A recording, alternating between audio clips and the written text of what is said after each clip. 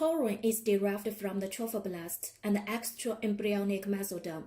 We've already talked about the early development of the trophoblast before day 13 in the second week of development.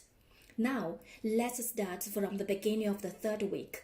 By the beginning of the third week, the trophoblast is characterized by primary villi that consist of a cytotrophoblastic core covered by syncytotrophoblast, extraembryonic mesoderm, cytotrophoblast, and syncytotrophoblast.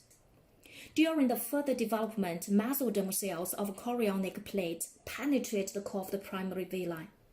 The newly formed villi are known as secondary villi. By the end of the third week, mesoderm cells in the core of the villi begin to differentiate into blood cells and small blood vessels. The newly formed villi are known as tertiary villi.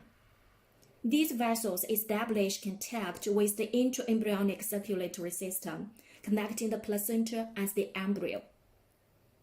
Meanwhile, cytotrophoblast cells in the villi penetrate progressively into the overlying syncytotrophoblast until they reach the maternal endometrium, forming outer cytotrophoblast shell. This shell gradually surrounds the trophoblast entirely and attaches it firmly to the maternal endometrium. Villi that extend from the chorionic plate to the endometrium are called anchoring villi or stem villi, and branches from the anchoring villi are called free villi. Between anchoring villi are intervillous spaces. Free villi lie in the intervillous spaces.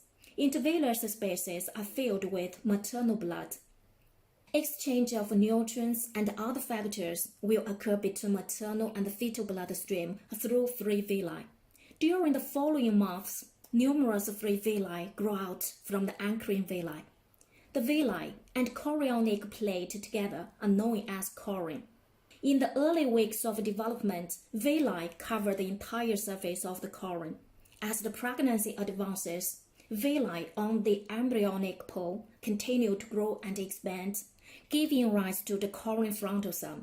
Villi on the embryonic pole degenerates. And by the third month, this side of chorion is smooth, called chorion leaf. This is the gestational sac of abortion. We can clearly identify chorion frontosome and chorion leaf.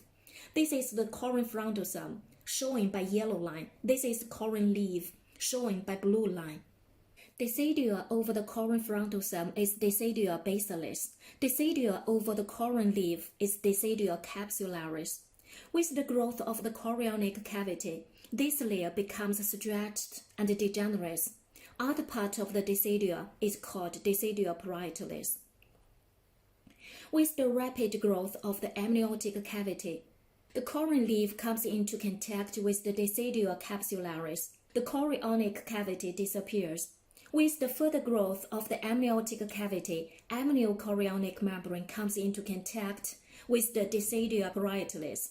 The uterine cavity almost disappears. Thus, only chorion frontosome and Decidua basalis participate in the formation of the placenta. From above mentioned, we know that free villi lie in the intervillous spaces. Intervillous spaces are filled with maternal blood. The embryo can get nutrients from and discharge metabolic waste into maternal blood through villi. During the first 2 months of pregnancy, the syncytotrophoblast can produce human chorionic gonadotropin, HCG for short, which maintains the corpus luteum in early stage of gestation. Its presence is commonly used as indicator of pregnancy. Early pregnancy indicator paper with arrows pointing the urine sample immerse the test strip into the urine sample at least 5 seconds. 2 color bands suggest pregnancy, and only 1 band suggests no pregnancy. No band suggests the early pregnancy indicator paper is invalid. In normal pregnancy, the embryoblast gives rise to the embryo, as the trophoblast gives rise to the fetal component of the placenta. However, in approximately 0.1 to 0.5% pregnancies, the fetus is entirely missing, and conceptus only consists of placental membrane.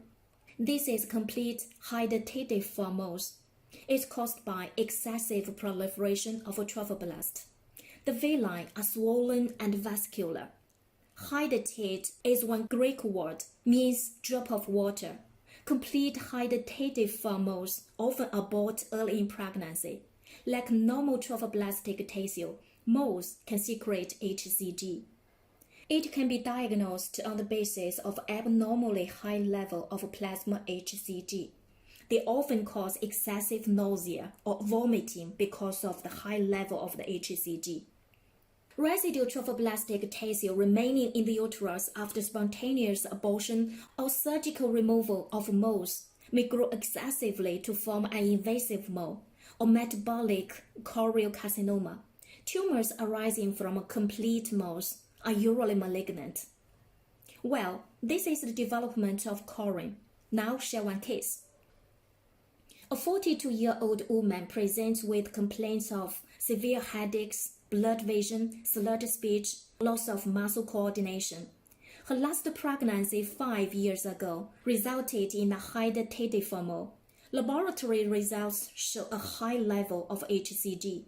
Can you make a diagnosis based on what you've learned today? If you have any questions about this topic, please put forward your questions in the discussion forum. Thanks for listening. See you next time.